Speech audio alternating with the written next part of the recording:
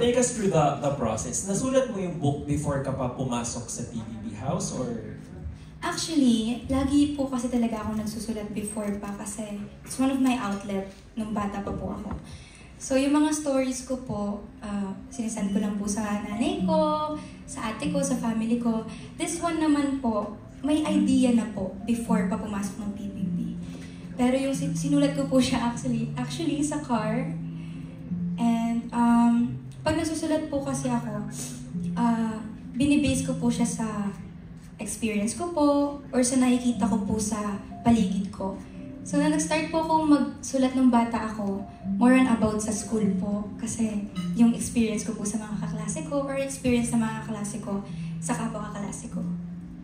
Bakit pala children's book yung approach? Children's book po, actually, ang ganda po ng tanong niya. Thank you po. I could easily write a book para po sa generation ko or age group ko po. Pero sinulat ko po, papili ko po yung para sa mga bata. Kasi po, pagka tumutulong po ako sa mga bata, lagi po akong pinapatayo sa harap, lagi akong pinapamensahe or pinapakanta. Ako po naisip ko na parang, ano ba yung something na matutulong ko sa mga bata? I mean, pag kumakanta po ako, nag-i-smile sila, masaya sila.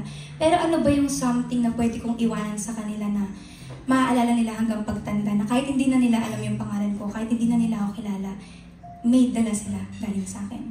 Doon ko po naisip na perfect yung children's book. Para pagka pumupunta ako sa, for example, Bayampunan, meron po akong iiwanan sa kanila na babasahin po nila. Ayun, last question na lang for me. Kasi naging emotional na kanina in reading one of the lines. How much of Mahika is you in real life? Mahika is me. Ako po talaga siya. Ako po siya. Kabuuan po siya ng mga pinagdaanan ko simula pagkabata. Yun. Thank you. Thank you po. Thank you po. You have another question over there? Yes? Alright. So a lot of it is about you talaga. No? Opo, kuya. Siyempre magawa tayo ng mga paghahalin tulad, mga metaphors para... Okay. Hi, Mika. Congratulations. What a really novel thing to do, no? Especially coming out of ang bahay ni Kuya. Sabi nga ng host natin, you expect you to go into so many other things, but itong children's book is so unexpected, but it really is, I believe, so timely, you know. I just want, your management group was very proud to say that it's not just the book, the actual writing that you know, really, you personally handled, pero pati rin the illustrations. Tell us about that. Yan bang itsura talaga ni Mahika in your mind when you were writing the story? Yes po. Actually, si Ate Jewel po, yung gumuhit po nito. Kasama po kami hand in hand sa pag-iisip and saka pag-usulat talaga. Actually, nung umpisa po, pinipilit ko po talaga. Ayoko siya ilabas na hindi ako yung guguhit. Kasi sabi ko, may ini-envision ako. Meron akong gustong makita ng mga tao sa kanya, sa story ko. So ako, hindi ko siya kayang i-let go na hindi ako yung mag-drawing. Pero luckily, I met Ate Jewel. And same po kami ng talagang pag-iisip. Pinabasa ko muna po yung story sa kanya. And then pareho po kami na na-envision. Then yun nga po, hand in hand po kami sa pagguguhit po. So like you were saying, si Mahika, talagang ang insecurity niya were her wings, no? Like she said, maliit siya, she doesn't think maganda siya. When you were growing up, as you said, this is you and entire being, this is you. What were your insecurities growing up? Alam mo po, yung pakpak po or yung insecurities po, isa lang po yan sa mga struggles na napagdaanan ko nung bata ako. Insecurities, isa po talaga yung height. Height, and sa totoo lang po, sa appearance, yun lang naman po talaga. Yung pinaka-insecurity ko po is hindi kami magkakasama nun ng family ko. Lagi ko itong ina-answer sa interviews before, na parang, anong insecurities mo? Pag tinanong ako, sinasabi ko lagi, pag nakakakita ako ng pamilyang buo na magkakasama, nai-insecure ako kasi yung magulang ko nasa malayong lugar. And at what age or time in your life were you driven to the point na you said, sabi nga niya, gusto na lang niya parang maglaho, no? I mean, when we say that, to disappear nowadays, when you say that, it's quite an alarming thing. what you've gone through, at what point in your life yung naramdaman mo yung parte na yon? As early as 14 years old po ako na. Pero sa tulong din po katulad po ng nasa libro na to, sa tulong po ng mga taong nasa paligid ko, lumilipad pa rin po ako ngayon.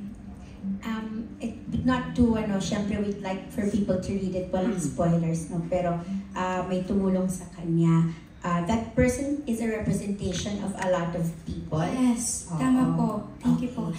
Representation po siya kasi po matanda na po siya, di ba? So, lahat po ng pinagdaanan niya, lahat ng nalikom niyang tao sa buhay niya, lahat ng mga minahal niya, representation po siya nun. Last question. Do you realize that your book comes at a very important time in society? Because yung mga kabataan ngayon, we don't realize that they are going through so much and actually feel that way. Was this also part of the reason why kakalabas mo pa lang ng bahay ni Kuya, pwede ka pang mag-party at mag-celebrate, pero talagang sabi mo raw, this is really what you want to do straight out? This is a party for me, actually. And, yes po. Alam mo yung yes po. What's happening in society. Opo. Tsaka po ngayon sa mundo ng social media, it's really easy to get lost. It's really easy to compare yourself to other people or sa mas may magandang pakpak sa'yo. Kaya din po siguro nagkaroon ako ng eagerness na piliin itong kwento na to na ibahagi sa mga kabataan kasi po naniniwala ako na habang bata pa, mas mabuting makita nila na mahalaga sila, maganda sila, na kahit na anong makita nila sa internet, kasi inevitable po yung internet yung social media. Alam po natin yan na kahit na gano'n natin sila pigilan or takpan yung mata nila sa social media, aabot at aabot sila na makikita nila yung totoong mundo. So ngayon pa lang po, meron na tayong cellphone. Ito muna basahin nyo, dahil mag-cellphone na kayo.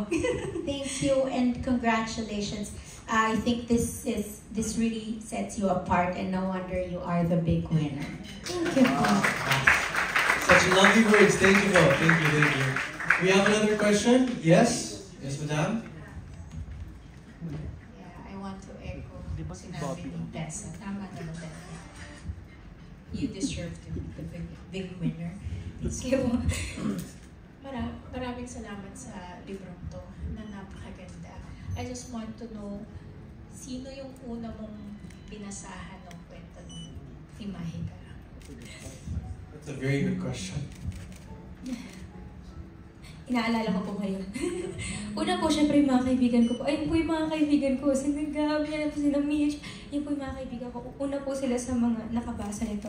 Pero yung pinaka unang nakabasa ng po, yung ate ko po. At pwede ikwento mo sa amin kung anong naging reaction niya, kung ano. Masaya po siya kasi before pa actually ako, nasa US pa ako, dun pa ako talaga mas nag-i-stay. Sinasabi ko na sa kanila na gusto ko gumawa ng libro, gusto ko ibahagi. Kasi outlet ko po talaga yung pagsusulat, outlet ko yung pag-sketch, pag-paint. So sabi ko, gusto kong makita ng mundo yung outlet ko, makita nila yung puso at saka isip ko. Pero meron po kasi yung, alam niyo po yun na parang may time po na gusto na po talaga namin maglabas or magsulat, maglabas ng libro. Kasi nga po yun na din naman tumutulong kami, yun din naman po yung purpose. Pero there's something na parang hindi pa siya nililet ni Lord mangyari. And ako ngayon, looking back, mas naiintindihan ko po ngayon kung bakit. Kasi siguro, yung platform ko before, hindi nasa maling angulo pa. Kumbaga, pag tinitignan ng tao, iba pa yung makikita nila. So ako, siguro pag nagsulat po ako before, tas nilabas ko, baka pag tinignan ng tao, hindi nila ma-appreciate. Or hindi nila titignan sa kung paano nila dapat makita. Kaya din po siguro ngayon, ako pinahintilutan ng Panginoon malabas yung libro na to. Kasi mas marami pang may inspire. Totoo. And may we know kung kanino mo gustong i-dedicate itong lipad? Ako po, gusto ko po itong i-dedicate sa lahat ng taong takot sumubok. Kasi po, it's really easy for us to cage ourselves because of our insecurities. Minsan po, or madalas, tayo mismo yung naglilimita sa sarili natin sa kung anong pwede nating marating o kung anong pwede nating makita sa mundo. gusto ko po itong i-dedicate sa kanila. Na hindi po sila mag-isa. Na huwag silang matakot lumipad kasi sa paglipad nila, never silang mag-iisa as long na meron silang sarili nila na collective history ng mga taong nakasama nila sa mundo. Support. So, naging